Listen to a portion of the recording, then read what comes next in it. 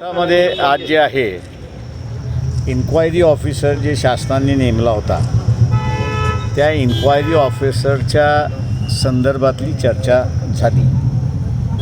त्यांनी 28 आरोपी जे आहेत त्या 28 आरोपींना त्यांनी नोटीस पाठवून त्याच्यामध्ये त्यांनी काय बोललं पाहिजे याच्याबद्दल नमूद केलं होतं आणि ते आम्ही सारा कोर्टाला पॉईंट आऊट करून दाखवलं की ही काही फ्री अँड फेअर इन्क्वायरी नाही, तर ही टेंटेड इन्क्वायरी आहे आणि त्याच्यामुळे हा जो अधिकारी आहे ह्या अधिकाराच्या कामकाजावरती स्टे द्या। कोर्टाने सारं आज जो निर्णय दिला त्या निर्णयामध्ये त्यांनी यापुढे कुठलाही निर्णय घ्यायचा नाही आणि कुठलाही रिपोर्ट सादर करायचा नाही असा आदेश त्या ठिकाणी देण्यात आलेला आहे।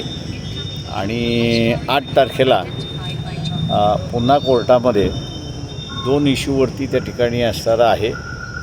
एकतर SIT फॉर्मेशन आणि आम्ही असणारं जे सारखं म्हणतो आहे की सेक्शन 192 196 याच्यामध्ये पूर्तता करण्यासाठी कोर्टाने आपला अधिकार वापरला पाहिजे, त्या संदर्भातला असणारं चर्चा आणि त्या संदर्भातलं विचारविनिमय त्या ठिकाणी होईल कोर्टासमोर।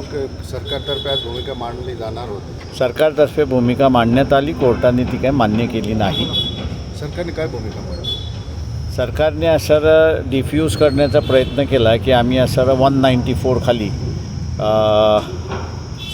ती चौकशी करतो म्हणून त्याच्यामध्ये, पण आम्ही त्यांना दाखवलं की 194 हा असणारा सुसाईडचा आहे आणि किंवा इतरांनी कोणी मारला असेल, कस्टोडियल डेथ हा जर का इन्क्वायरी करायची असेल तर 196(2)(a) खाली ती करावी लागते आणि मॅजिस्ट्रियल इन्क्वायरी ही त्याच्यामधली मस्ट आहे। महत्त्वाची मागणी तुमची ही आहे की कोर्टाने याच्यामध्ये अधिकारात आम्ही असं आमची मागणी आम्ही जी पुढच्या तारखेला जी रेटणार आहोत ती SIT स्थापनेची, त्याच्याबरोबर नियमावली तयार करण्याची। कोर्टाने एकदा ती नियमावली तयार केली की मग SIT त्या प्रमाणात कामकाज करायला लागेल।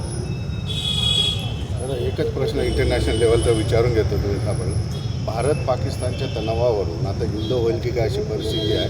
चीन पाकिस्तानच्या मागे उभा राहताना दिसते, भारताची भूमिका कशी वाटते? थँक्यू। मी 2 तारखेला याच्यावरती बोलले।